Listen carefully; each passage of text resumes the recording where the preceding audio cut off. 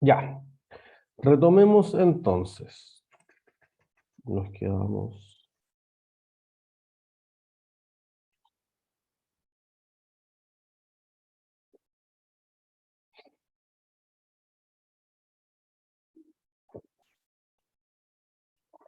Entonces, cuando uno está haciendo análisis financiero, lo más significativo generalmente no es hacer una cuantía significativa de cálculos, sino que más bien hacer preguntas antes de buscar o entender cuáles pueden ser las respuestas. Por ejemplo, los acreedores pueden tener razones distintas para hacer un análisis financiero que la que tienen los accionistas. Por ejemplo, los acreedores quieren saber en qué momento del tiempo o cuánto se les va a poder pagar. En cambio, los inversionistas quizás quieren tener otra perspectiva, por ejemplo, de qué tan rentable es la empresa. Los empleados, por ejemplo, podrían querer ver otras cosas, podrían decir, oye, yo quiero ver si esta empresa financieramente es más sólida o no que la competencia por millones de razones, perdón, pero podrían perfectamente querer revisar los estados financieros porque se les cumplan, por ejemplo, los beneficios a los empleados. Si se han comprometido significativamente ciertos eh, beneficios futuros, entonces eso podrá pagarse o no podrá pagarse.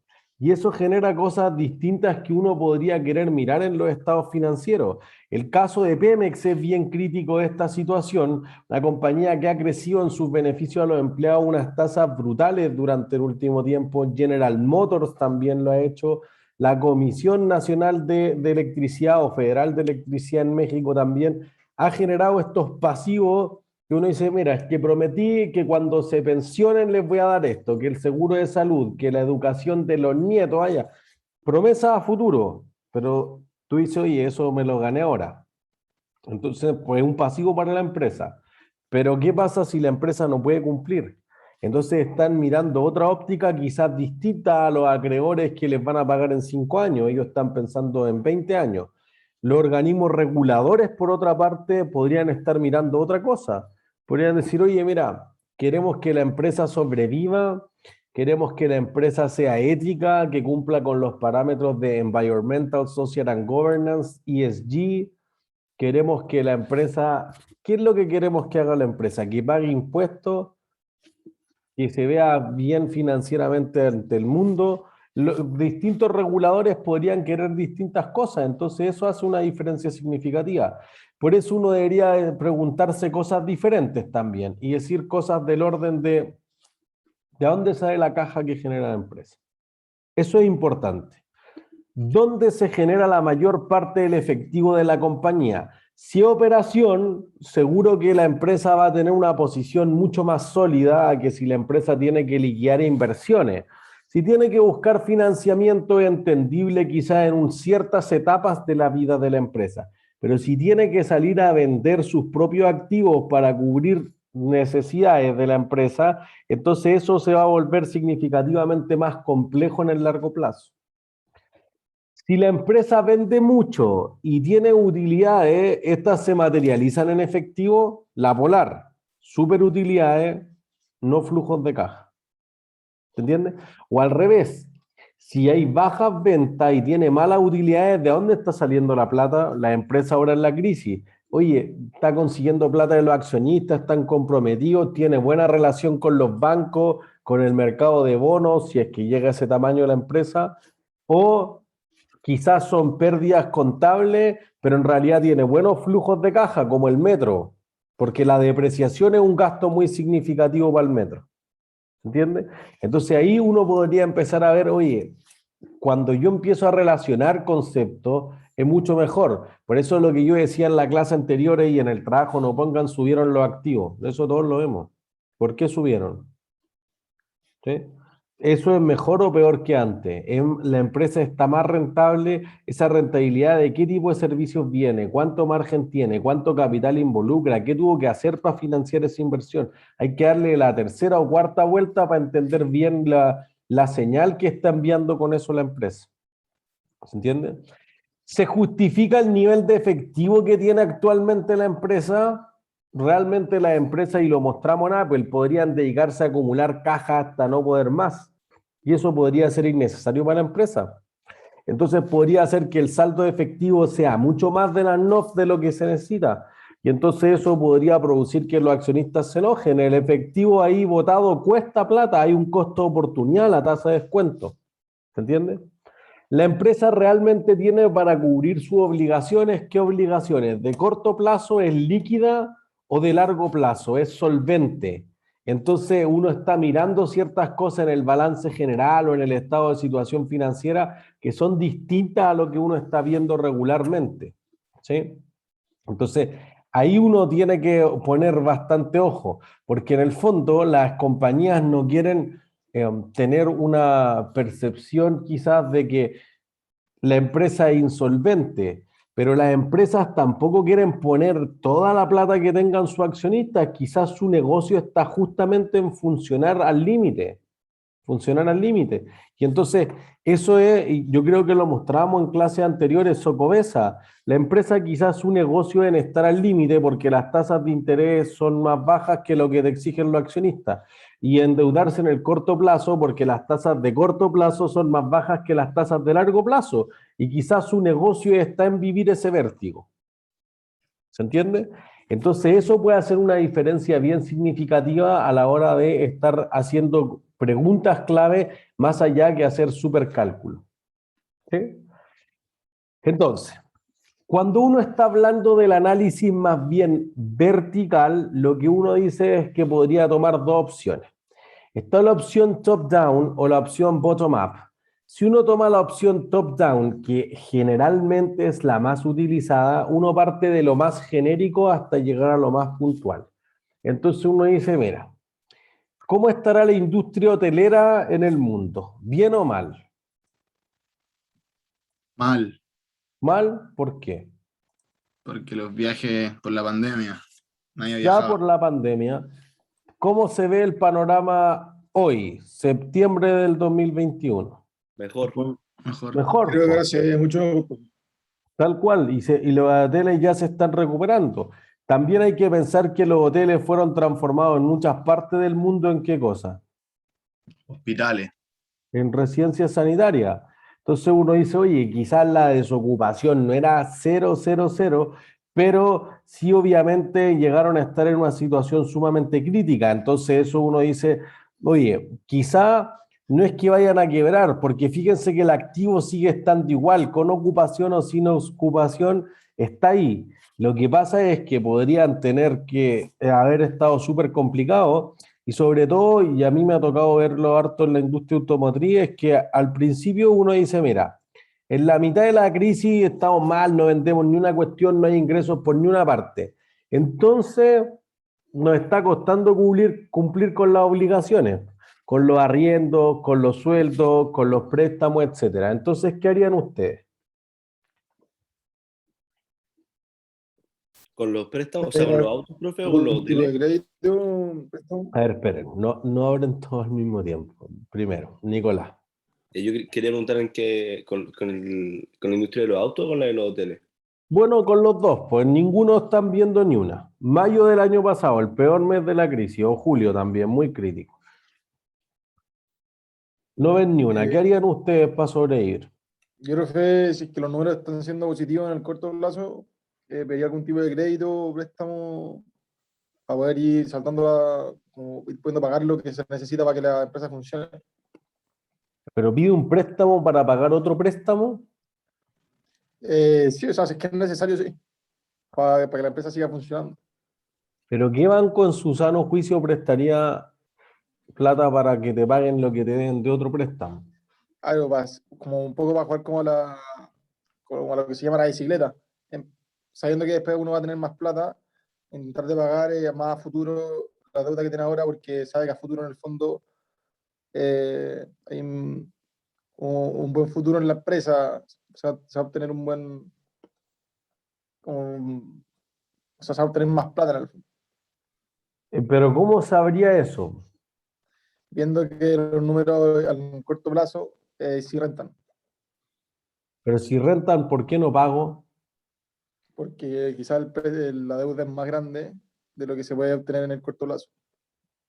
No, si la deuda siempre es más grande que lo que se puede obtener en el corto plazo, pero el préstamo no es que haya vencido ahí, lo que pasa es que tú no alcanzas a pagar ni una fracción del préstamo, los intereses del préstamo. Entonces tú tienes que tomar una decisión en la que los bancos no empezaron a dar crédito. Los bancos se negaron tajantemente, el gobierno los tuvo que obligar a dar crédito. Tuvo que obligarlo en este sentido. Los créditos, digamos, COVID o FOGAPE, que tenían una tasa real de 0%, porque era una tasa nominal del 3,5%, iban a alivianarle mucho la carga financiera a las empresas y el Estado lo obligó a los bancos a darlo, pero los bancos no lo querían dar. Entonces tuvieron que ponerse a pelear, porque el banco no ganaba nada, pues entonces el banco dijo, no, yo no tengo por qué. Bueno, es que es una situación bien particular, pues. Está hablando de clientes que toda la vida han sido rentables para ti y justamente que ahora tú que tienes que darle la mano, tienes que dársela. Entonces, podría solicitar esos préstamos, pero todavía te toca tomar decisiones más drásticas. ¿Sí? Martín, O sea, yo lo que haría en el caso del auto quizás es dar incentivos. No ¿incentivo sé, a qué? por ejemplo, no sé, te doy quizás a futuro las mantenciones o quizás más barata o quizás, no sé, te bajo lo que digamos de la tasa, es que no sé si las automotoras pueden bajarte la tasa de interés o quizás te pueden aumentar el pie de como un bono, quizás cosas Eso, así. te dan un bono, eso hace. Eso se me ocurre. Ya, pues, eso es para aumentar las ventas, pero aumentar las ventas es una parte de salir de las pérdidas o de vender o de tener ganancias, digamos. La otra parte, ¿cuál es? Se pueden vender bonos. Pero es lo mismo que ir a pedir un préstamo antes, pues, ¿no? Quizás echar gente. Bueno, esa es más dura. Oye, quizás no llegar a echarla, pero en la suspensión laboral, y que en el fondo al principio fue una medida súper cuestionada, después quizás sí, quizás no, no, nunca quedó tan claro si era una buena idea o una mala idea, pero alguien dice, oye, entre que me paguen nada, o me indemnicen, o me paguen el fondo de cesantía, no sé, una cosa compleja, pero las empresas llegan a ese nivel. Oye, no puedo pagar los préstamos, pues entonces, ¿qué tengo que empezar a hacer? Tengo que empezar a deshacerme de gastos. Quizás el último, ojalá fuese despedir a las personas, pero tengo que empezar a cortar publicidad, tengo que empezar a cortar arriendos, por ejemplo, etcétera. Bueno, eso va a redundar en que la empresa que me arrendaba a mí el espacio va a tener también menos ingresos y eso podría complicar a la compañía. Entonces, en el peor momento, las empresas están muy críticos en conservar sus costos, sobre todo la parte fija de los costos, lo más bajo posible. Entonces, quizás tú dices, oye, el hotel sigue siendo un buen negocio en el largo plazo y los automóviles también siguen siendo un buen negocio en el largo plazo, pero en el corto plazo no da. ¿Se entiende? Y entonces eso justamente produce que la empresa fundamentalmente tenga que, digamos, transparentar la situación pues, y tenga que tomar una decisión drástica. Y dice, oye, ya, ¿qué corto? Hay que cortar algo. De un área se queda sin presupuesto, no sé, pues, algo hay que arreglar, pero no, así no da la empresa. ¿Se entiende? Y entonces eso justamente produce que las decisiones de si tengo efectivo o no tengo efectivo, etcétera, eso puede hacer la diferencia bien significativa a estar considerando que llegar a fin de mes es más clave que tener utilidades, por ejemplo. Entonces las empresas empiezan a decir, oye, prometamos dos cosas. Bajemos los precios, hagamos una liquidación, prometamos servicios a futuro, que los servicios es donde está el margen en el automotriz. Oye, bajemos el precio de los hoteles, arrendémoslo para otra cosa, pero si yo, fíjense en eso, si yo destino mi hotel a residencia sanitaria, tengo No que arrendar vienen, mucho. no viene gente No ya, vienen pasajeros común y corriente y tengo que arrendarlo bastante más barato que lo normal. Entonces tú dices, oye, ¿por cuánto tiempo? No sé, pues ahí es donde uno dice, oye, recibir algo aunque sea menos, pero constante o correr el riesgo. Y ahí cada uno tomará su definición y por eso que son distintas industrias, distintas las decisiones financieras que van a tomar, perdón, y que van a verse reflejadas en los estados financieros. Entonces, hacerse esas preguntas clave antes de calcular cualquier cosa es sumamente importante, porque uno dice, ya, la industria está así, perfecto. Entonces uno dice, oye, partí de la hotelería o del automóvil, oye, mal, súper mal. Ya, entonces dices, ¿por qué? Porque el panorama mundial está mal, pero mira, Chile está más o menos bien en la vacunación, pero la industria hotelera, mira, no sé, si fuéramos Grecia, que solamente vive el turismo y la aceituna, estamos reventados. Ah, ya, pero esto. Después tu empresa, no, mira, esta empresa menos mal había comprado el hotel, entonces no tiene deuda asociada, ya lo había terminado de pagar, etcétera. Y entonces por eso en realidad nosotros nos fuimos a residencia sanitaria con menos gastos que lo de normal, pudimos enviar a gente y entonces por eso el flujo de caja es positivo. Ah, ya. Ese es un análisis vertical. Solo coloco a la empresa en la situación mundial, en la situación país, desde lo más genérico hasta lo más particular. Top down. Podría hacerse al revés, aunque es lo que menos se utiliza, que es la situación bottom-up. Tú podrías decir perfectamente que la situación implica que, oye, ¿por qué tiene flujos de caja malos? No, es que mira, realmente esto ha pasado con la pandemia y así está la situación de Chile y así está la situación del mundo. Entonces, partir de lo más particular a lo más genérico. Pero generalmente, no siempre, generalmente el análisis bottom-up deja ciertas alternativas o ciertos aspectos fuera de, porque tú partes desde el problema y vas buscando la solución. En cambio, tú exploras todas las posibilidades primero y después te vas hacia el problema en el análisis top-down. Por eso que el que más se utiliza es generalmente el top-down. ¿Entiendes? Pero tú estás solamente viendo la empresa. Oye, es que la empresa generó estas ventas, estos costos, bla, bla, bla, y llegamos a esto.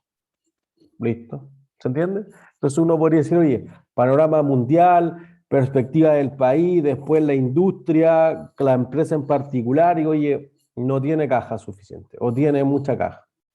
¿Sí? El análisis vertical entonces produce justamente que las empresas sobre todo puedan hacer un análisis cuando está en un océano azul. Soy la única en esto. Oye, si quiero analizar SpaceX, oye, tengo Virgin Galactic y dejamos de contar. Entonces no tengo más que hacer. Oye, es que la situación particular de tu hotel, que era boutique, que quedaba en el sur de Chile, no sé qué, no hay otro parecido. ¿Entiendes? Pero podría ser que si tú quieres hacer un análisis comparativo, entonces tú podrías hacer un análisis que fuera a través del tiempo. Entonces aquí en el análisis vertical, dice, oye, mira, mi hotel está así, pero así se ve la industria, así se ve los que están cerca mío, así se ven los del norte, así se ven los del país, etc. Entonces podría cambiar la dinámica. Generalmente eso, y lo deben haber visto o lo van a ver en marketing, eso se llama benchmarking. Tú siempre estás comparándote con otro. Entonces tú dices, oye, mira, en nuestro análisis lo que tenemos es que el hotel tuvo un margen de 10% y está acostumbrado a tener márgenes de 40%. Listo. ¿Por qué tuvo esos márgenes? Mira, por esto, ya. ¿Cómo está el resto? Al tiro, 10% no te dice si es bueno o malo. ¿Se entiende? Entonces, oye, podrían haber explicaciones bien significativas. Entonces tú dices, oye, el margen de los autos en Perú, por ejemplo, que a mí también me toca ver, se está apretando mucho. ¿Por qué razón? Porque los dealers le venden, perdón, las marcas le venden a los dealers el auto en dólares, pero en cambio los dealers tienen que vendérselo a las personas o a las empresas en soles peruanos. Y el tipo de cambio se ha destruido los últimos 2 meses y medio, 3. Entonces eso produce que el margen se te apriete mucho porque el ingreso es más o menos el mismo, pero el costo de venta es mucho más alto, entonces eso te presiona el margen. Si las marcas no te dan un incentivo para compensar eso y las empresas son más chicas que la marca, no pueden hacer la gestión de riesgo, el tipo de cambio revienta. Entonces tú dices, oye, pero eso está pasando en otros países, no. Ah, ya, entonces comparemos. Y a mí me toca ver. Y comparemos Perú con Chile, con Argentina, con Brasil, que es la región. Oye, ¿por qué Colombia no? Y ahí, ¿por qué Uruguay no? Como que se empieza a ver la diferencia. ¿Sí? Entonces, si es vertical, normalmente el análisis vertical, que parte de lo más genérico a lo más específico, se compara con otro. Así que perfectamente en el trabajo de la clínica Las Condes ustedes podrían decir, oye, es que, mira, la clínica Indisa renta esto. ¿Sí? Usted podría decir, oye, en TVN es que el Mega renta esto. Es que la red, que está ahora en toda la polémica con Carosi, renta esto. ¿Se entiende?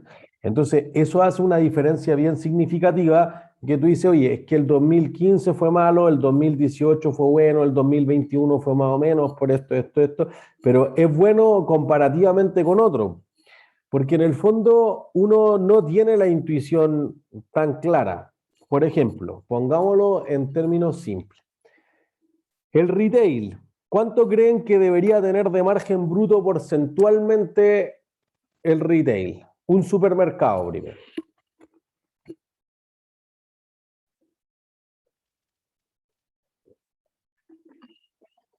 ¿Cómo, profe? ¿Cuál fue la pregunta? Un supermercado, ¿cuánto debería ganar porcentualmente como margen bruto? ¿Un 30%? Mucho. 10, yo diría un 10. No, muy poco. Le dieron 15. Más. 20, No, como Más. 22, 25. 25. Eso es. Todos ganan transversalmente. El año pasado la rompieron, ganaron 26%. Eso es bien estándar. Hoy los costos suben, se los traspaso a los consumidores. Si no, los bajo y listo. 25% transversalmente. Lo que pasa es que el año pasado te ganaste un punto porcentual más y tuve las mayores ventas de la historia. Entonces, un porcentaje más alto, además por ventas más altas, te dio la mejor utilidad de la historia. Entonces, tú dices, ya, ahí tengo un dato de un negocio, supermercados 25%. Ripley o Falabella, la tienda por departamento, no el holding, ¿cuánto debería ganar porcentualmente de margen bruto?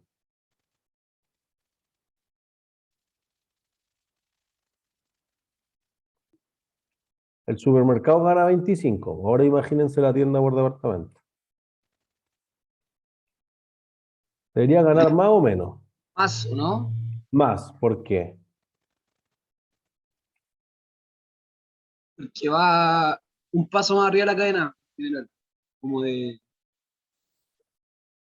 lo que va en distribución del producto, como un escalón arriba. No sabría si eso es así.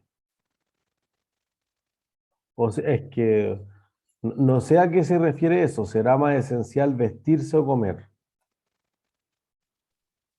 O sea, comer, pero por lo mismo quizás se cobre menos. O sea, se cobre más la ropa, porque no es tan esencial. Bueno, es que eso es, po. ¿Tú vas más a Ripley o al líder? Voy más al líder. Eso es.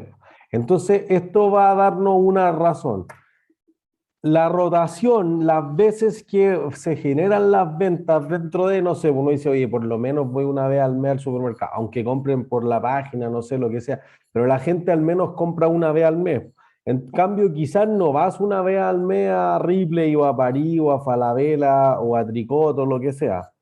Quizás vas cada 3 meses, quizás va una vez al año y hace una gran compra ya. No sé, po, pero la frecuencia es distinta. Entonces, cada vez que la rotación sea más alta, es decir, se repite más veces la compra, los márgenes tienden a ser más pequeños. Cada vez que la rotación sea más baja, los márgenes tienden a ser más altos. Por eso que los márgenes de los autos de lujo son mucho más altos que los márgenes de los autos City Car, digamos. ¿Sí? Entonces, tiene que ser más alto que 25. Ya, pues, ¿cuánto? 30. Más. 40. Por ahí va. O sea, para estar en el punto de equilibrio, para no perder ni un solo peso, pero tampoco ganar un peso, 38. O sea, a la Polar se le pone bien complicado si obtiene por debajo de 38. ITES que no lo han tratado bien en el último tiempo. ¿Se entiende? Entonces, tú dices, oye, todos los otros gastos después del costo de venta, todo lo que tiene que ver con gastos de administración, gastos de venta, gastos de distribución, gastos financieros, se comen ese 38% y te dejan en cero. Entonces, si tú te ganas el 42, 43%, eso en última instancia te podría dejar buenos márgenes. ¿Sí? Y todo eso depende, esos 3 o 4 puntos porcentuales dependen de que haga o no haga una liquidación. Tú tienes un puesto muy regreso de nuestro magíster de marketing, Key Account Manager. Yo tengo el CAM. Y el CAM va y dice, ya hay que traer este producto. ¿Cuánto hay que traer? Tiene que estimar la demanda. Hay que traer 20.000 unidades. Oye, se vendieron 10.000. Mataste, hay que hacer una liquidación 40% de descuento, 50% de descuento, etc. En la mitad de tus productos. Entonces, reventaste el margen, voy a vender casi al costo, gané cero ahí. Entonces, si eso es la mitad, reventaste la línea de productos. Entonces, ahí, si tú tienes que liquidar las últimas 500 unidades de las 20.000, claro, es distinto a que si tú tuviste que liquidar 10.000 de 20.000. Entonces, fíjense que justamente esas liquidaciones y que cada vez las empresas tengan como más esta instancia, pueden ser muy críticas en el margen, juegan con márgenes pequeños. No es que uno diga, oye, que en vez de ganar 20 gané 12, sigue siendo un super margen. Es que en vez de ganar 3 te ganaste 0 o perdiste 2, chuta, es distinto. Estoy jugando en un área muy chica. ¿Entiendes? Y cada vez hay más Cyber y Black Friday, Black Monday, Black Thursday, no sé, todos los días va a tener algo. ¿Se entiende? Y eso también ha sido algo que se ha generado sobre todo en el e-commerce para que las ventas dejen de ser estacionales en el retail, porque ¿cuál es el trimestre más intensivo para el retail? El último. El último. ¿Por qué? La Navidad. Por la Navidad. Eso es. Entonces, no es solamente intensivo en venta, sino que es intensivo también en necesitar el inventario, en mandar a producir, etcétera. Entonces, eso como que concentra en un solo momento del año. Y las empresas no quieren eso. Las empresas quieren que sea más estable a través del tiempo. Por eso han puesto todos los Fridays y todas las cosas en otros momentos del tiempo, para que la venta se vaya estabilizando un poco a través del año y quizás la gente anticipe de alguna u otra forma las compras de la Navidad. ¿Entiendes? Me pasaba también ver en este negocio agrícola que cuando tú necesitas, por ejemplo, cajas para la recolección, los bins, que son estas cajas como gigantes de plástico, para la recolección de la fruta, es solamente al momento de cosecha, pues, y eso dura 2 meses, 3 meses si exageramos. Digamos, no hay negocio que resista con 3 meses de trabajo al año. El turismo así en Torre del Paine es un desastre, claro, se forran en la temporada, pero después no da, pues, ¿qué hacen el resto del año? Entonces tú dices, oye, en esos casos hay que encontrar alguna otra forma. Cámbiate de fruta. Oye, ocupa esto para la cereza en un momento, después lo ocupáis para los berries, después lo ocupáis para los cítricos, después para las paltas, que se vayan cosechando en distintos meses del año. Nunca lo arriendo 12, pero quizás pueda arrendar insisto, esas como cajones gigantes de plástico, 10 de los 12 meses, 11 de los 12 meses, eso hace que los flujos de caja sean más estables a través del tiempo. ¿Se entiende? Entonces, entender eso, uno dice ya, pues yo puedo comparar, oye, si yo veo que el Louis Vuitton gana 60% de margen, por eso el Louis Vuitton. Por eso ha puesto a su fundador y su mayor accionista todavía dentro de los 3 más ricos del mundo y que crecía su fortuna tanto como la de Jeff Bezos como la de Elon Musk en el último año. Entonces, eso tiene que ver algo. Oye, Sara, ¿por qué también tiene márgenes 50, 55%? Eso es que hace otras cosas distintas. ¿Se entiende? Entonces, o al revés, Tricot, por ejemplo, ¿por qué tiene muy buenas rentabilidades? Porque tiene con los gastos de administración y venta más bajos posibles. Entonces también cuando ustedes vayan viendo los números de los estados financieros, es ideal que uno pudiese decir perfectamente, oye, esto debe reflejarse en la realidad. Entonces si uno dice, oye, la empresa está perdiendo, pero yo veo que está llena de gente celebrando, es raro. O al revés, pues la empresa dice que está ganando plata y no veo que entre nadie, entonces no vería que Casino Enjoy vaya a estar con utilidades si no entra nadie a los casinos. ¿Se entiende? Y aparte piensen en todos los meses que estuvieron cerrados. Que el aforo le permite una cantidad menos que el óptimo. Piensen que un hotel, por ejemplo, necesita tener una ocupación de 65% para empezar a ganar plata. El 65% se le va a ir en costo, igual que los aviones. Entonces, entender esa dinámica de negocio, uno va a decir, ah, ya, yo veía que se veían aquí mal las pérdidas, no sé, que tenía muchos activos, que había pasado esto, y esto sí se refleja o no se refleja. Entonces, a mí me tocaba mucho con los ejecutivos cuando hacíamos este curso, hace los últimos 2 años, decíamos, mira, ¿cuál es el mejor retailer de Chile? Y todos me decían, no, es que Falabella, Cencosud, que son gigantes, etcétera. Sí, los gigantes no sirven. Chao. ¿Forus o Tricot? No, pero ¿cómo? ¿Qué es Forus? ¿Alguien sabe lo que es Forus? No. No, nadie sabe. Pero miren, voy a ir a la página de Forus.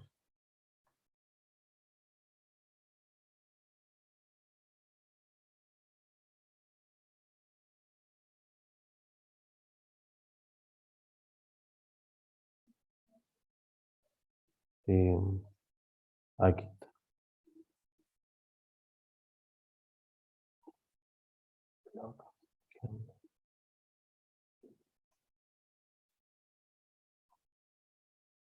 A ver, ¿por qué saldrá así tan mal? Mejor voy a buscar los estados financieros y ahí va a ser.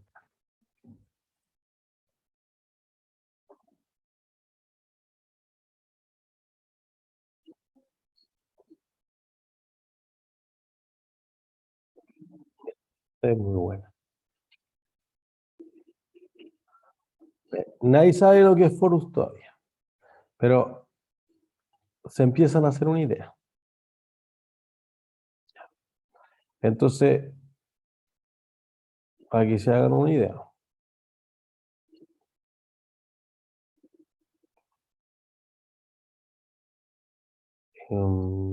Acá. ¿Sí? Entonces, ¿alguien que no conozca alguna de estas marcas? Bueno, ahí quizás yo no la conocía. Pero eso. Entonces, uno podría decir, oye, que me suena Merrell, me suena Rockford, me suena Azalea, me suena Hush Papi. Nadie sabe lo que es Forus. Bueno, a nadie le importa, pues, pero seguro que alguien tuvo que haber estado. Y uno, si ahora piensa en retrospectiva, y hay un pasillo completo de Gamol que está infestado de marcas de Forus. Y Forus, por eso que digo, oye, ¿quién invierte en la tienda? El Parque Arauco. Ah, menos gastos para ti. Tú no tenés que mantener la tienda. ¿Alguno de estos productos será barato? No, No. Entonces invierto mucho o poco en inventario. poco. Casi Poco. todo. Tengo pocas unidades, que es la lógica de Sara, por ejemplo. Tener súper baja cantidad de unidades por cada colección. Y entonces eso produce que yo te pueda dar mucha mayor rotación. Entonces tengo invertido poco en tienda, poco en hipermaquinaria, en lo que invierto aquí más en tener la franquicia de la marca. Y eso hace que la empresa sea liviana, tiene poco activo, no tengo así una mega construcción, etcétera, mega planta, que tú dices, oye, pusimos mucha plata, pues hay que subir eso, ¿no? Pusieron poca plata ustedes. Como Apple, ¿no? Ujú. Tal cual. Entonces, zapatero a tus zapatos, oye, que otros se dediquen a producir más barato, yo me dedico a inventar la tecnología, tú te dedicas a franquiciar esto y ver los productos exactos que hay que traer, chao, y que el Parque Arauco se dedique a las tiendas. Entonces, Forus, por ejemplo, genera una rentabilidad significativamente superior, más en línea con lo que hace sobre todo Zara, que es como el líder del segmento, el fondo que no sea hiperlujo tipo Louis Vuitton. Entonces, ahí uno dice, oye, eso es lo que uno debería estar tratando de mirar. ¿Por qué? Ah, no, es que son marcas exclusivas, por eso los márgenes son mucho más altos. Ya, pues. Tricot no le va tanto distinto, no le va tan distinto que Forus. Le va mucho mejor que Falabella, que Ites, que La Polar, que París, que Ripley. Por una razón, sus gastos de administración y ventas son muy bajos. Entonces, ¿eso en qué se ve reflejado en la tienda? Por 2 puntos premium. En que no son tan bonitas o... No son tan bonitas las tiendas. Yo no me atrevería a decir que un Ripley es más lindo que un Tricot. Si no, le echaría la culpa al Parque Ah, Arauco o ya al sé, Mall Plaza. es donde están las tiendas, ¿o no? No están en el Mall Plaza, ¿no? Profe, ¿cuál es la ¿El pregunta? objetivo al que apuntan? ¿Por qué los gastos de administración y ventas son más bajos en Tricot y cómo eso se refleja en la tienda? ¿Te atiende menos gente o hay menos gente? ¿Hay menos gente atendiendo? Es cierto, un punto premio. ¿Y qué otra cosa? Hay menos tiendas en el país también. Tricot que Me- la otra. menos Tricot que ITES. Tal vez, ¿Y profe, qué- porque van a moles de menor, como no van al Parque Arauco, van más generalmente a los portales, cosas así. Tal vez más barato el arriendo, Según yo, porque venden en masa, profe, ¿no? no, Pero las tiendas son porque más ustedes chicas, son más chicas, pues venden tienen menos menos en masa. departamentos. ¿Qué departamento no tienen? Por ejemplo, tienen solamente como el de ropa y Solo tienen calzado. ropa. Ya listo. Esto es bueno, un punto premio. Solamente tienen ropa, no tienen electrodomésticos. Oye, no tienen juguetería de chavo, esa cuestión no existe. Y si uno va, oye, deportivo, una cosa bien limitada. Fíjense que las empresas necesitan especificarse, no necesitan diversificarse, se concentran en hacer una cosa bien. Y entonces, por eso que, fíjense, esto es lo que trato de sacarles de la experiencia. Ojalá todos hayan ido a un Tricot alguna vez. Pues. Oye, ¿cuál es la ventaja ahí? Traten de pedir para regalo. Oye, hay una persona por tienda, 2 personas por tienda. Oye, se caen las prendas, se quedan en el piso nomás. En cambio, no sé, pues si yo en sala sale alguien corriendo al tiro a reponerla. Bueno, es otro modelo de negocio. Aquí lo que nosotros queremos ver es financiero. ¿Cuánto es la rentabilidad final? Mejor que Falabella. No, es que Falabella tengo un monstruo. Imagínense un home center. Pues no puedo hacer un home center chico, pero puedo hacer un Tricot perfectamente en 500 metros cuadrados. ¿Se entiende? Un Falabella no, pues un Falabella tiene un espacio de 5.000 metros cuadrados en 3 pisos, etcétera. Perfumería, cosas que no tienen una rotación rápida, entonces no los puedo sacar. Entonces, no, que puede permanecer ahí no sé, un computador, 3 meses, 4 meses, la otra es todo liquidación, pues. Chao, entonces eso hace una diferencia significativa. Y al final tú dices, oye, hay menos colgadores, no sé, cualquier cosa, imagínense que podría ser al revés, podría ser en el supermercado. Sí, eso, ojalá, cruzo los dedos a que nos dé tiempo de hacer el caso de Sears versus Walmart porque es muy gráfico esto. Pero si uno dijera, ¿quién margina más, el líder o el Jumbo?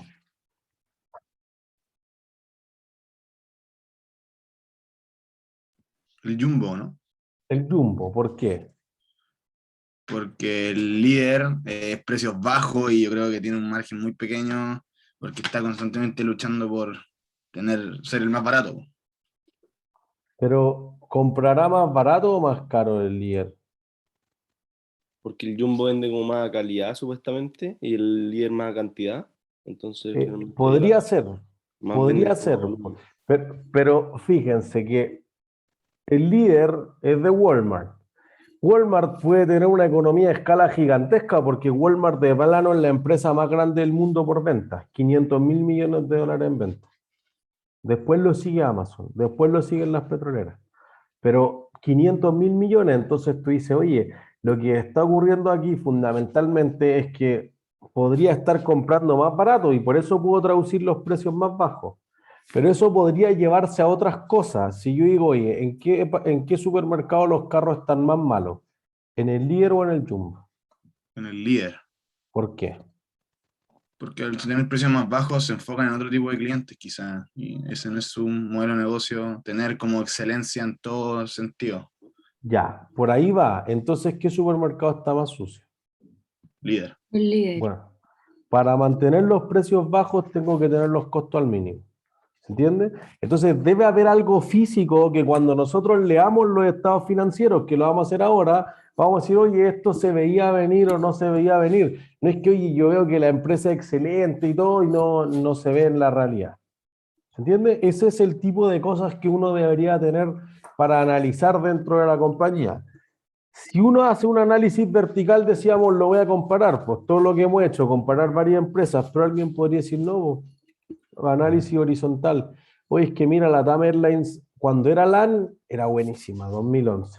2012 ya estaban fusionados, empezó a guatear, 2013, 2014, 2015, 2016, así hasta que el 2020 se eligió, ¿no? Pero era una agonía pre-pandemia. Ah, ya. Y la otra no analizamos otra. Analizamos solamente la Tamerlane. Alguien podría decir, oye, es que mira, toda la otra aerolínea, ¿no? La fusión te mató. Y así nomás. ¿Se entiende? Entonces el análisis horizontal lo que hace es decir, oye, ¿cómo ha evolucionado esto en el tiempo? Entonces tú decir, las ventas fueron cayendo 5%, 10%, 20%. Ay, los márgenes se fueron acortando mucho más, la empresa para sobrevivir se tuvo que endeudar, etcétera, etcétera, etcétera. Entonces eso genera significativamente que la empresa pueda tener un análisis que es de ella no más y nada más, en el caso horizontal, o el vertical tiende a ser comparativo con otras empresas. ¿Sí? Si no es eso, entonces lo que uno puede hacer es justamente hacer los estados financieros de tamaño común, porque si yo digo, oye, si yo comparo el Lear con el Unimark, ¿cuál tendrá mejores utilidades?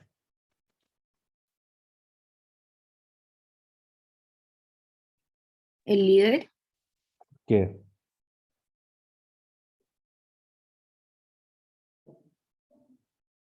El libro, ¿no? el El líder tiene líder, pero más ¿por qué? utilidad. Por volumen. Bueno, podría ser por volumen. ¿Se entiende? Hoy es que el líder es el doble de grande que el Unimark. Y no sabemos si el Unimark gana más o menos. ¿Se entiende? Entonces tú puedes decir, oye, es que Walmart en el mundo se gana un 3%, pero eso es 15.000 millones de dólares. Esa es la utilidad real 2020 de Walmart. Cambio, tú dices, oye, tengo un kiosco que se ganó el 7%, pero eso, eh, dos palos. ¿Se entiende? Cambia la perspectiva. Y tú dices, oye, no son comparables porque te estoy hablando de un monstruo contra un pequeño local. Bueno, lo que hay que hacer ahí es poner los estados financieros en tamaño común. Entonces, cuando uno hace el análisis financiero, tú dices, oye, ¿analizo la tendencia del mediano y largo plazo o comparo en dicho momento? Si yo voy a comparar en dicho momento, entonces colocar los estados financieros de tamaño común podría ser súper importante. Entonces yo voy a decir, todo lo que tenga que ver con el estado de resultados lo voy a colocar como un porcentaje de las ventas. Todo lo que tenga que ver con el balance o estado de situación financiera lo voy a colocar como un porcentaje de los activos totales. Porque fíjense, y aquí puse los datos que yo les decía. Walmart tenía al cierre del 2013 7.281 millones de dólares. En cambio, Supermercado Unimark SMU tenía en pesos chilenos 61.660 millones. Mira, no están en el mismo idioma, no puedo entender. Ah, ya, hagámoslo al tipo de cambio. El Unimark tenía 117,45 millones de dólares. Entonces, ¿quién está mejor? ¿Walmart o Unimark? Walmart tiene 7.200 millones de dólares, el Unimark tiene 117.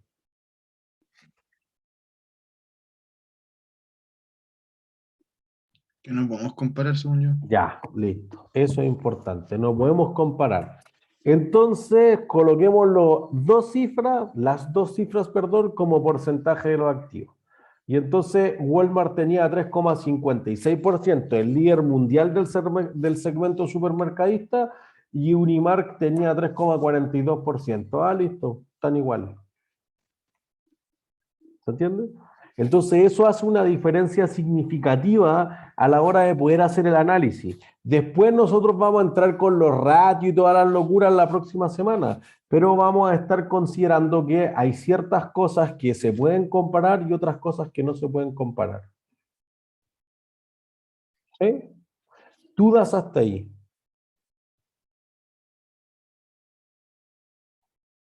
¿No? Perfecto. Entonces, mano a la obra. Voy a abrir el ejercicio de qué nos dicen los números. Vamos a cambiar la nota.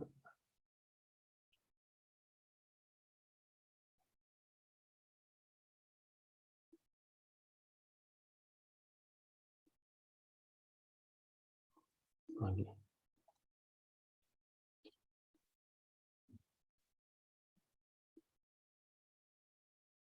Aquí. ¿Se ve ahí el ejercicio?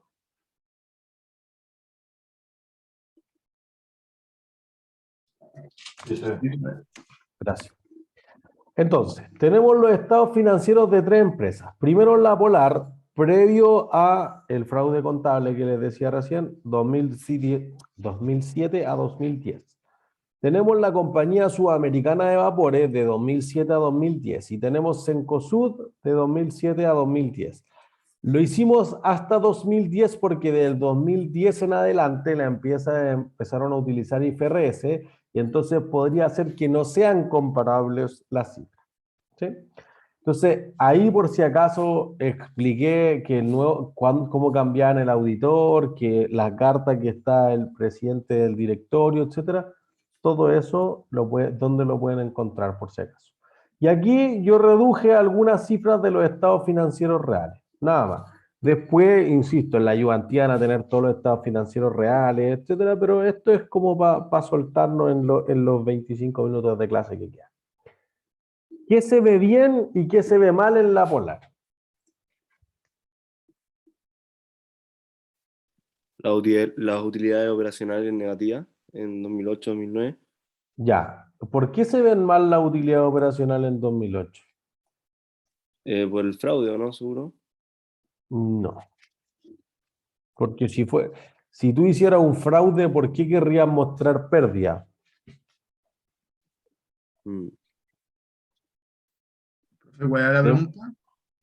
¿Qué se ve bien y qué se ve mal?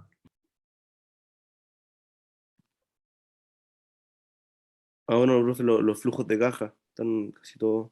Ah, eso me gusta ya. ¿Qué le pasa a los flujos de caja? Son casi puras salidas pues están todos negativos. Ya, ¿y eso qué problema tiene? O sea, Implica no poder operacionalmente está mal. implica no poder, o sea, no tener plata para pagar las obligaciones a corto plazo, generalmente. Pero, ¿cuál está negativo? Yo acá veo que se han financiado mucho, o sea, probablemente están pidiendo mucho préstamo, ¿Por qué están pidiendo muchos préstamos? porque su flujo de caja por actividad de financiamiento son muy altos y esos son los que están salvando al final el flujo de la operación del año. Porque Eh, operacionalmente están perdiendo plata y están invirtiendo y no sé, pues los préstamos son los que los salvan.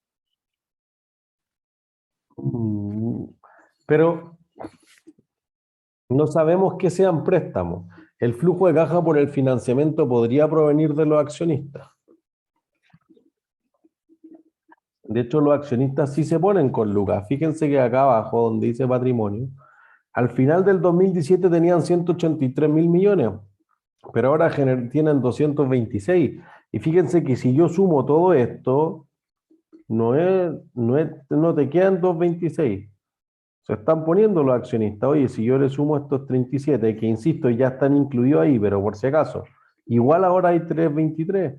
Y si yo le sumo estos 45, ahora hay 353. ¿Entiendes? Entonces se están poniendo. No veo que solo los bancos se pongan.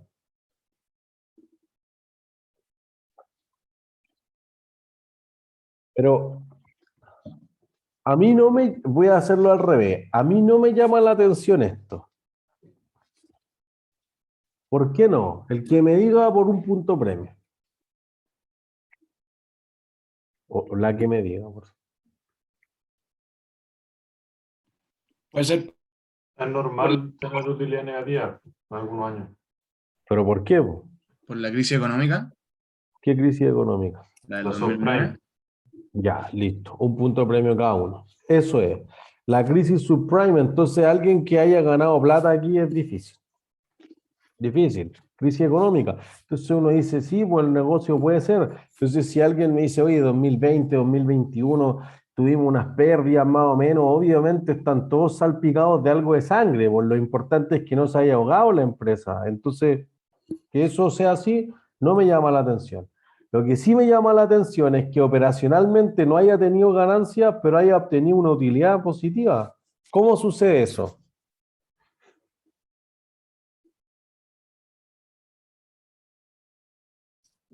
con impuestos. o ¿Los depreciación. impuestos fueron un ingreso? Quizá con depreciaciones después. Por eso, pues, pero si tuviera el gasto por depreciación sería más bajo todavía y me parece que en el caso de la Polar la depreciación generaría un gasto o así y sería operacional por lo demás.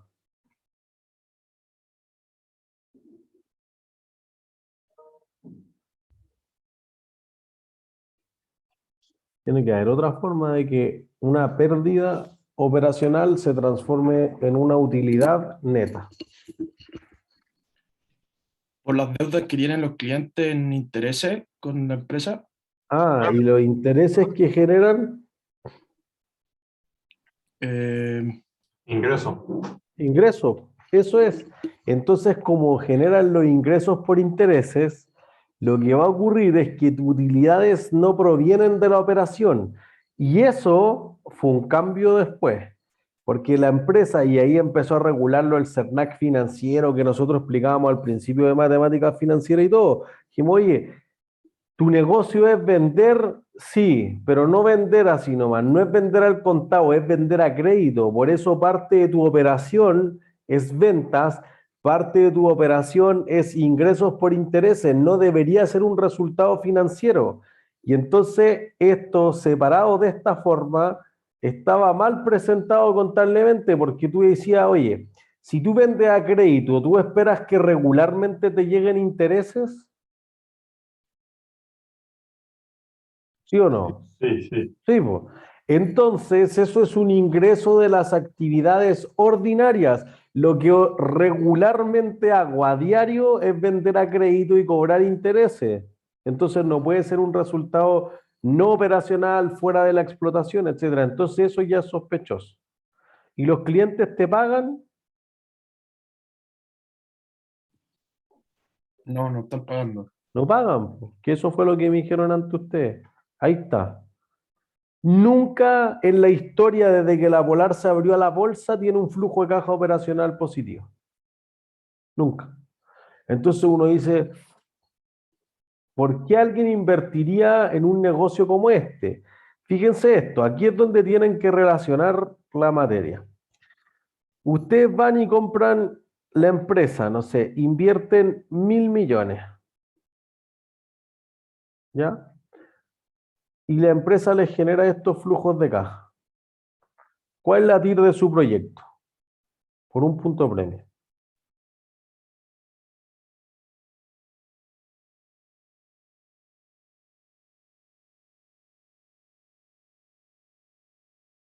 Por 2 puntos premios. ¿Cuál es la TIR de invertir 1.000 en la Polar y recibir esos flujos de caja? No tiene tiro, ¿no? No Negativo. tiene TIR.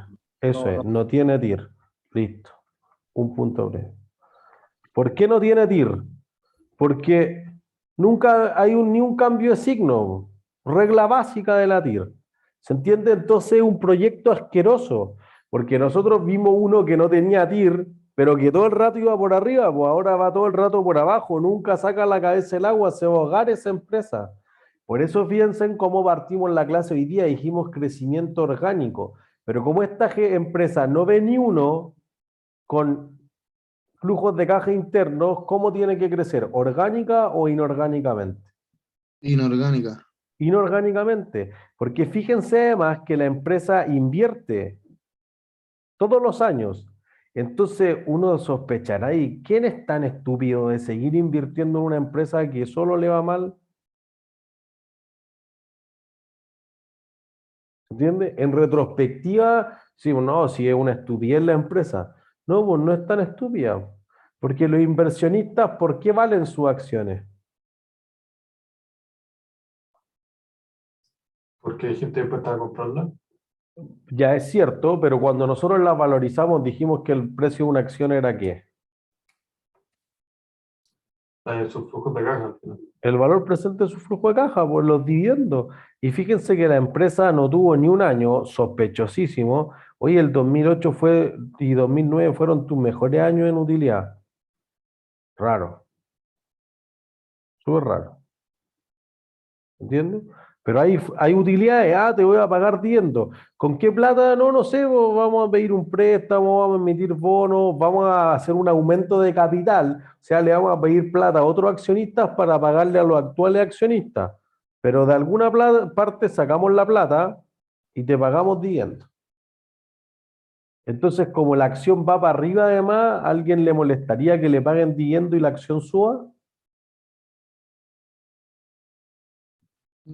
No, No, pues. ¿Alguien quiere matar la gallinita a los huevos de oro?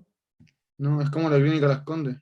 Bueno, más o menos, no quiero decir que la clínica Las Condes esté en un fraude contable ni nada que esté ni siquiera cerca de la Polar, pero uno dice, oye, si estamos ganando plata, nadie se empieza a cuestionar cuando los negocios están ganando plata, po. ¿En qué momento se empiezan a cuestionar la gente?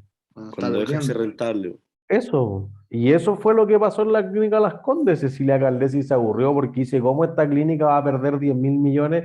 No ahora, revisen hacia atrás, por favor, un año pierde 10.000 millones. Yo hice clase en la clínica Las Condes por un programa que tiene la universidad, entonces cuando lo comentamos ahí nos decían, no, que impresentable. Nosotros, la jefa de capacitación, sobre todo, la subdirectora en el fondo, si oye, nosotros aquí hacemos alguna hora ad honorem para las publicaciones, para la investigación médica, etcétera, o sea, que no les pagaban, y aún así, ¿cómo va a perder plata la clínica si hay algunos médicos que se llevan esta cantidad? Eso lo decía. Bueno, por eso pierde plata la clínica, po. Se la llevan los médicos que son prestadores de servicios y que son al mismo tiempo accionistas. No todo, obviamente, no generalicemos tampoco. Pero bueno, uno dice, oye, es que podría ser muy buena médicamente, financieramente muy mala, po. Y eso pasa mucho en los negocios, sobre todo farmacéuticas, de investigación y desarrollo, etcétera. Por eso que aquí tenemos la Polar, oye, no, aquí no estamos por encontrar la cura para el cáncer, aquí estamos por la plata y si no nos vamos a Falabella y chao. ¿Se entiende? Entonces tú dices, oye, vamos ganando plata si están pagando los dividendos, chao. No, no, no se metan, no, es que ¿por qué flujo de caja? No, es que es contabilidad, no. Que se están cambiando a la IFRS, entonces no, no cachamos, no. ¿Para qué no? ¿Qué nos vamos a meter en? Si nos va a llegar el cheque, sí, chao, vista gorda. Así es la realidad. ¿Se entiende? Entonces, miren, por eso yo acá coloqué, cuando yo hice como el ejemplo chiquitito, como el balance, dije 1 billón. Esta era la cifra el 31 de diciembre del 2010, por eso cerca de junio tenía un poco más de activos, pero tenía 919.000 millones.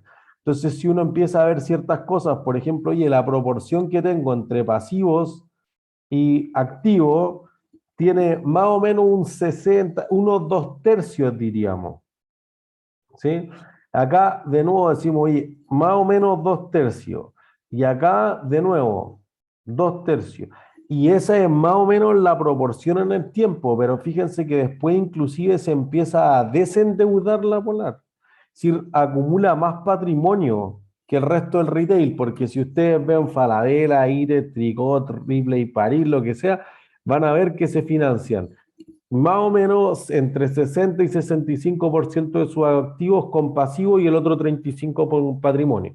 Entonces se mantiene el estándar y después tiene inclusive menos sospechosos, por decirlo de alguna forma. ¿Se entiende? Entonces ahí uno diría, oye, mira, la acción acá baja por la crisis subprime, obviamente, pero después, oye, se recupera como si nada. ¿Se entiende? Y la acción subía, subía, subía, entonces por eso que la Polar era, pero en la bolsa la llevaba. Nadie se cuestionaba eso. ¿Se entiende?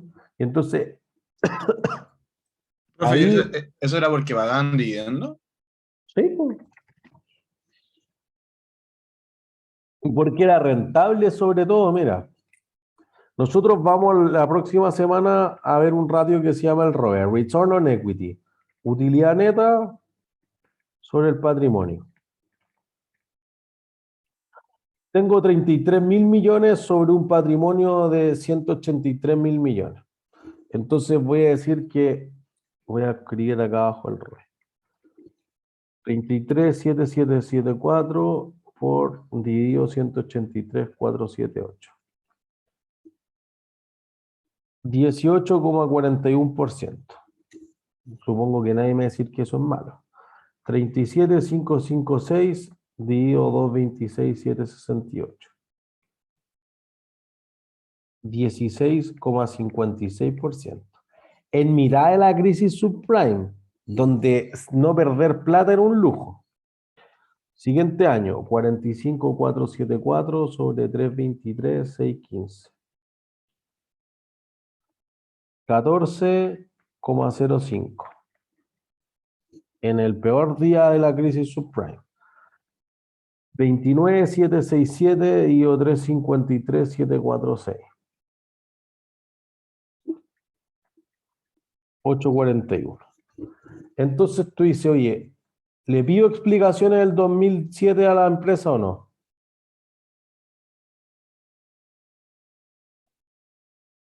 ¿Alguien se enoja el 2007? No, No. No, listo. ¿Alguien se enoja el 2008? no, No. ¿Alguien se enoja el 2009? no. No. ¿Alguien se enoja el 2010? No. Ya. Bueno, ante la duda, hay alguien que se quejó, pues, y ahí se destapó la olla. La rentabilidad es la mitad, pues, pero alguien todavía te dice, oye, 8,41, igual en Chile no es que haya estado picando tanto el terremoto, no sé, podría ser que 8,41 es algo razonable, pero ahí alguien dijo, oye, ¿por qué me dan la mitad que antes? A ver, voy a revisar, y cuando se pusieron a revisar, quedó la embarrada. ¿Entiendes? Pero de momento, oye, si hay utilidades, nadie quiere. Si mientras esté soleado, nadie le molesta. Pues cuando se ponga nublado, queda la embarra. Esa es la realidad de la empresa. ¿Entiendes? Y por eso la acción se sostenía. Si no, uno dice, oye, si tuviera esas pérdidas, chao, pues podría ocurrirte como en cualquiera de los otros dos casos. Mira, te voy a hacerlo corto, es solamente para que tengan bagaje. Aunque no entiendan todo lo que estamos viendo aquí, como que hacer el efecto repetido de ver varias empresas va a empezar a crear como una intuición. Primero, recordar lo que deberían ser de contabilidad, pero segundo, que no hay una receta. Yo no les puedo decir calculen el ROE en todas las empresas. No, eso no es así. Por eso que pusimos empresas que son medianamente distintas. Cencosud es súper distinta a la Polar porque el 75% de los ingresos de Cencosud proviene del Jumbo con el Santa Isabel, del supermercadismo, no proviene del retail puro como la Polar, por si acaso. Entonces, ¿cómo se ve Vapores, una empresa de transporte marítimo?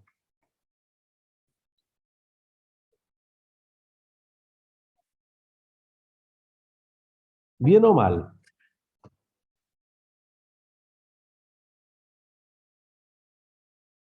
Mal, Mal. ¿Por qué? porque por ejemplo, su ROE sería como, o sea, tiene más pasivos que patrimonio al final la empresa.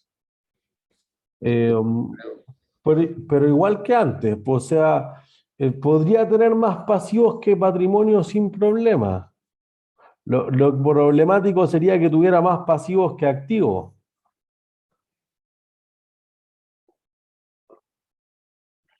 Sus flujos de caja por actividad de operación son malos. Listo, ya. Entonces eso es importante. Se lanzan al estado de flujo efectivo al tiro y eso no tiene un criterio contable. ¿Hay caja o no hay caja? ¿Entiendes? No, es que ocupa IFRS, es que ocupa la norma de Estados Unidos, chao, la caja es caja. La contabilidad es una opinión. El flujo de caja es un hecho. ¿Hay caja o no hay caja? No hay caja. 3 años sin caja. ¿Entiendes? Sin generación de caja. Pero fíjense que aquí la señal es distinta porque tú dices, oye, mira, los años que pierde plata por todos lados. ¿Ya? Pero después se recupera. ¿Entiendes? Entonces aquí no es como que operacionalmente no da y al final igual ganamos de alguna forma media sospechosa que era difícil de visualizar. No, pues da. ¿Y la empresa cree en el largo plazo o no?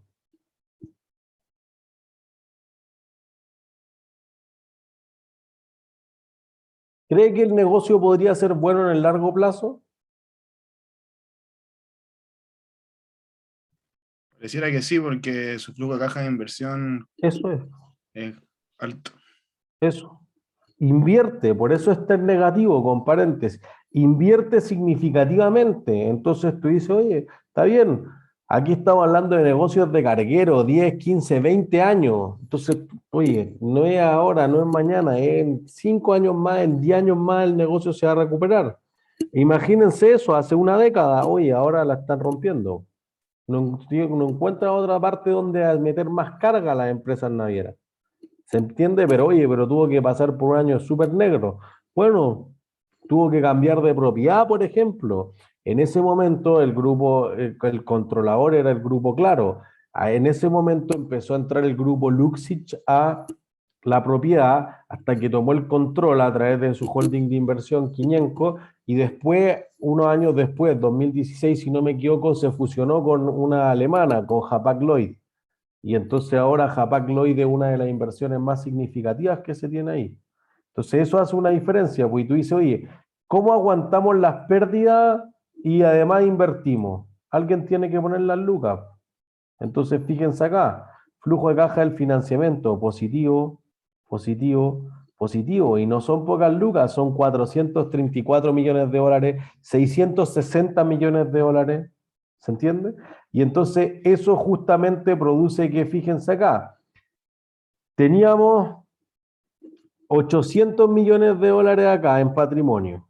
Se perdieron 668. Ah, se volvió loco el lápiz. Se perdieron 668. Si no hago nada, me quedan 150. Pero le inyecté 434. ¿Qué hay? ¿Se entiende? Entonces, el que se puso la plata aquí no son los acreedores. Los acreedores igual pusieron un poco, pero el que puso las lucas grandes es el accionista. Y eso te envía una señal.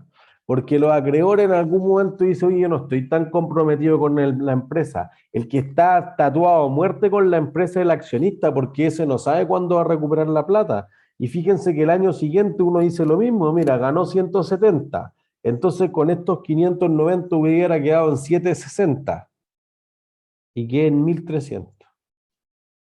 Entonces, 600 millones de dólares más de nuevo de parte del accionista. O sea, en 2 años te inyecté 1.000 millones de dólares. Esa es una señal.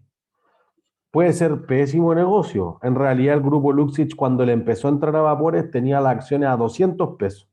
Ahora tiene las acciones a, voy a exagerar, 40 pesos. Separó los negocios, el negocio de administración portuaria, SAM, lo separó del negocio que era el negocio de transporte marítimo. Después se tuvo que fusionar, etcétera. Bueno, pero es parte del riesgo, ¿se entiende? Pero la señal que te envía es sumamente distinta, ¿se entiende? Entonces, miren, este ejercicio ustedes lo tienen arriba en Webcurso y ahí está Cencosud. Y Cencosud ya no es puras malas noticias como en las otras dos, pues acá es buenas noticias. Oye, la empresa es una máquina de generar utilidades en cualquier ámbito, una máquina de generar flujos de caja de operación y demuestra algo. Y ustedes después pueden leerlo en la solución si quieren. Demuestra lo siguiente, demuestra que como es una máquina de invertir, aunque genere 183 mil millones de pesos en flujo de caja operacional, aún así se queda corto, pero viene crisis subprime y dice, no, hay que frenarse un poco. Y entonces, fíjense, crecimiento inorgánico, lo voy a ir escribiendo aquí. Tiene crecimiento inorgánico, porque la operación no le da, inorgánico. Pero el 2009, ¿cómo crece? Orgánicamente. Orgánicamente. Entonces, truja las cuentas por cobrar todo 559 mil millones. Imagínense, no sé, 800, 900 millones de dólares en ese momento y reduce la inversión, aprieta el freno y ya. Ya crecimos, abrimos todos estos puntos ya. Este es el momento de capitalizar. Y entonces, para tranquilizar a los inversionistas, ¿qué harían ustedes? Pagar dividendo. Pagar dividendo. Y acá estamos. ¿Se entiende? Entonces, lo que les suene a ustedes lógico de hacer como decisión de negocios es lo que debería haberse reflejado acá, porque si, oye, si no les tiro un dulcecito en la mitad de la crisis subprime, capaz que empiezan a rodar cabeza. ¿Se entiende? Y entonces, como ahí ya todos quedaron contentos, el próximo año meto el pedal a fondo, pues fíjense, genero de nuevo unos flujos de caja brutales, 385 mil millones, pero vuelvo a invertir 636 mil millones, 1.000 millones de dólares. ¿Se entiende? Ah, pero como ya pagaste, estamos dispuestos a comprar bonos, acciones y lo que tirís porque es buena idea. Y entonces fíjense, para allá va el precio de la acción. ¿Me entiendes? Si hubiera sido una mala idea, el precio de la acción iría para abajo. Lo que viene después es otra historia. Pero hasta ahí era buena idea. ¿Sí? ¿Dudas?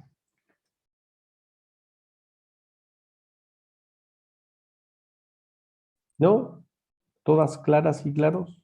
Profe, una cosa, cuando Ok. sube el precio de las acciones, igual no el 100% de las veces quiere decir que la empresa le está yendo bien. O sea, o que está como sana, porque en el caso de la Polar subía el precio de la acción, pero Bueno, en verdad estaban pésimos. es que claro, pero que eso es fraudulento. En el fondo, si sube sin un fraude contable es porque tú esperas recibir mejores flujos de caja futuro o mejores dividendos. Ujú. Entonces, obviando el fraude, sí debería ser así la mayor parte de las veces, diría. ¿Sí? ¿Alguna otra duda? ¿No? Ha sido todo entonces. Que tengan felices fiestas patrias. Chao, chao. Igualmente, profe. chao. Ah, Que esté bien. profe, Chao, que estén bien. Ajá. yo tengo una inquietud con el TEC. Diego. Sí.